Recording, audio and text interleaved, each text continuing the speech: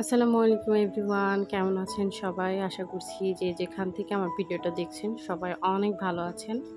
আলহামদুলিল্লাহ, আল্লাহ পাকের অশেষ রহমতে আমরাও ভালো আছি। এই তো আরেকটি নতুন ব্লগে আপনাদেরকে স্বাগত জানাচ্ছি। এই যে ভেন্ডিগুলো দেখছেন এগুলো কিন্তু আমার গাছের। ২-৩টা দিন হচ্ছে আমি গাছ থেকে ভেন্ডি তুলে তুলে নিয়ে এসে রেখে দিতাম। মানে ১টা-২টা তো আসলে ভাজি করা যায় না। তো ভাবছিলাম যে একবারে কয়েকটা হলে তারপরে হচ্ছে ভাজি করব আর কি।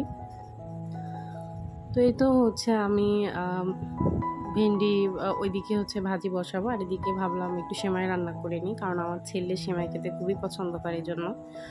আর এত সকাল সকাল রান্না করছি কারণ হচ্ছে আজকে মিস্ত্রি আসবে বাসায়, মানে আমার রান্নাঘরে কাজ করাতে। ফাইনালি হচ্ছে আমার শখের রান্নাঘর, মানে আমার স্বপ্নের রান্নাঘর তৈরি হতে যাচ্ছে আর কি। এজন্য হচ্ছে সকাল সকাল একটু রান্না করে নিচ্ছিলাম, দুপুরে আবার রান্না করব।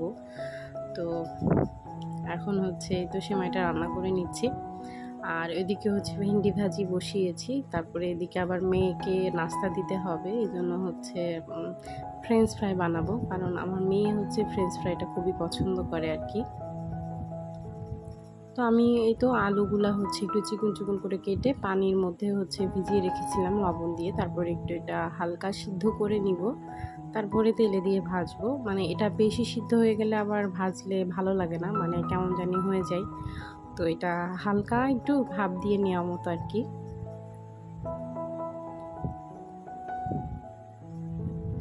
আর এদিকে তো হচ্ছে আমি আমাদের মানে কোরবানির যে ভুঁড়ি পাইছিলাম, সেই ভুঁড়ির তেল ছিল কিছু। তো হচ্ছে সেই তেল দিয়ে হচ্ছে এই তো আলু ভাজি করব মনে হচ্ছে, মানে এটা খাওয়ার পরে মনে হচ্ছিল যে না, একদম ভুঁড়ি দিয়ে ভাত খাচ্ছি। আর আমি কিন্তু আপনারা প্রথমে দেখেছেন আমি কিন্তু কড়াইতে একটু তেল দিইনি, এই ভুঁড়ির তেলে যে কত বের হয়েছিল দেখেন আপনারা।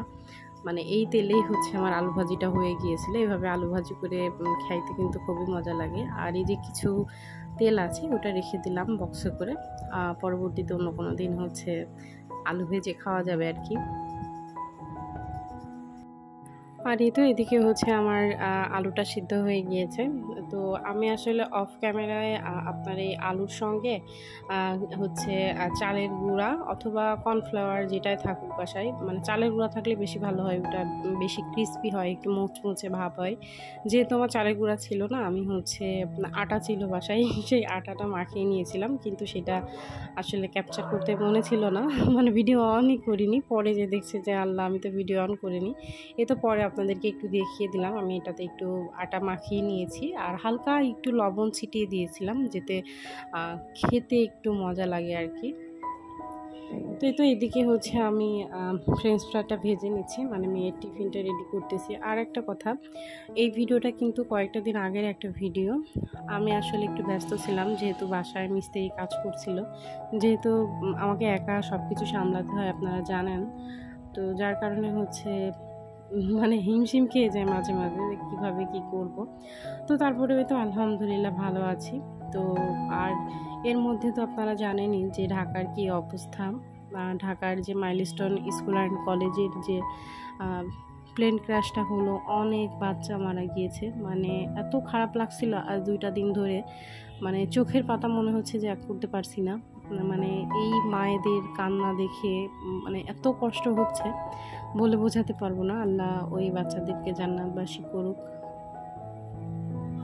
জান্নাতের পাখিগুলো আর কখনো মাকে জ্বালাবে না, বাবাকে জ্বালাবে না, আর মারাও কখনো হয়তো বা তাদেরকে ডাকবে না যে ওঠো, ঘুম থেকে ওঠো, স্কুলে যেতে হবে। কি নির্মম দৃশ্য না বলেন?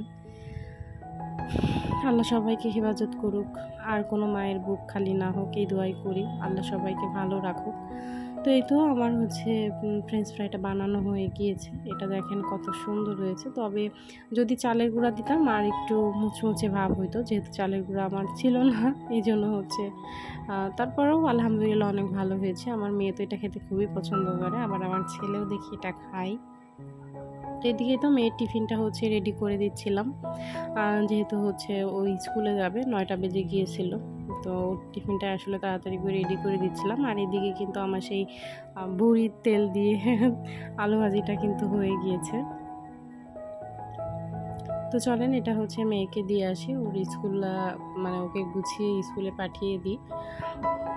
তো এই তো তারপরে হচ্ছে মেয়েকে আমি স্কুলে দিয়ে এসেছি, দিয়ে বাসায় আসার পরে আমি হচ্ছে এই তো রান্নাঘরটা ক্লিন করছিলাম। ক্লিন বলতে যে রান্নাঘরে যাবতীয় যত কিছু ছিল সব কিছু হচ্ছে বের করে নিচ্ছিলাম, কারণ হচ্ছে যেহেতু মিস্ত্রি আসবে বাসায়। আর দেখছেন আমি রান্নাঘরে স্যানিটাইজার কি ব্যবহার করতাম, সালার বাস্তা ব্যবহার করতাম। আর এই ছিল হচ্ছে আমার রান্নাঘর। তো রান্নাঘর হয়ে যাওয়ার পর আপনাদেরকে দেখাবো যে কি অবস্থা। আর এই দেখেন আমার বাসার মধ্যে কি অবস্থা, মানে সমস্ত জিনিস হচ্ছে আমি ডাইনিংয়ের মধ্যে রেখে দিয়েছি এখানে। তো তারপরে হচ্ছে বিকালের দিকে আমার এই ফোনটা ঠিক করার ছিল, কারণ এটা হচ্ছে আমার অনেক আগের একটা ফোন। এই ফোনটাই আমি ব্যবহার করি সব সময়। তো ফোনটা আসলে 2 দিন ধরে একদমই অন হচ্ছে না। তো আপনাদের ভাইয়া আগেই শহরে চলে গিয়েছে, আমাকে বলল যে আমি হচ্ছে শহরে আছি, তুমি আসো। তারপরে আমি তো আছরের নামাজটা পড়ে তারপরে হচ্ছে বের হয়েছিলাম। এদিকে আমার চশমার একটা ডাটিও হচ্ছে আমার ছেলে ভেঙে ফেলেছে, তো এটাও ঠিক করতে হবে। মানে বেশ কয়েকটা কাজ নিয়ে হচ্ছে শহরে যাচ্ছে আর কি।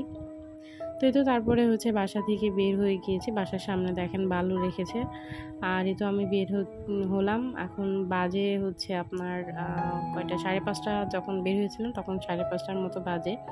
আসরের নামাজ পড়ে তারপরে হচ্ছে বের হয়েছিলাম। আবার মাগরিবের আগে বাসায় চলে আসবো আর কি। আমাদের শহরের মধ্যে ঢোকার পরে হচ্ছে দেখলাম এত পরিমাণে ভিড়, যেহেতু বৃহস্পতিবার ছিল রাস্তায় অনেক জ্যাম ছিল। তো তার মধ্যে দিয়ে যাচ্ছিলাম, আর এত পরিমাণে গরম পড়ছিল, মানে বাইরে বের হইতে মানে খুবই কষ্ট হচ্ছিল আর কি। কিন্তু তারপরেও কাজ থাকলে তো বাইরে যেতেই হবে, এটা স্বাভাবিক ব্যাপার। তো আমরা হচ্ছে তারপরে তো আমাদের টুকটাক কাজ সেরে গিয়েছিলাম হচ্ছে আমাদের ঝিনাইদহের থানার সামনে। থানার সামনে না, থানার একটু অপোজিটে আপনার হচ্ছে টুপি ঘরে, ওখান থেকে কিছু জায়নামাজ কেনার ছিল। মানে আমার শাশুড়ি আম্মা টাকা দিয়েছিল, তার সেই মানে অনেককে দিবে, তো এই জন্য হচ্ছে কয়েকটা জায়নামাজ নিলাম সেখান থেকে। এই জায়নামাজটা আমার বেশি পছন্দ হয়েছে। আরেকটা আছে নেভি ব্লু কালারের, ওটাও অনেক সুন্দর, তো ওটার ভিডিও করিনি। তো এখান থেকে হচ্ছে এই তো জায়নামাজ নিলাম। তারপরে হচ্ছে আপনাদের ভাইয়া একটা টুপি কিনলো, টুপিটাও কিন্তু অনেক সুন্দর হয়েছে, আপনাদেরকে দেখাবো। মানে কেমন লাগছে অবশ্যই কিন্তু জানাবেন কমেন্টে। এই টুপি করে দেখলাম অনেক কিছু আছে, মানে জায়নামাজ থেকে শুরু করে অনেক কিছু আছে। তো এখানে বেশ রিজনেবল দামে অনেক জিনিসপত্র পাওয়া যায়। আর এখানে আমি একটা জিনিস দেখছিলাম, সেটা হচ্ছে সুরমা।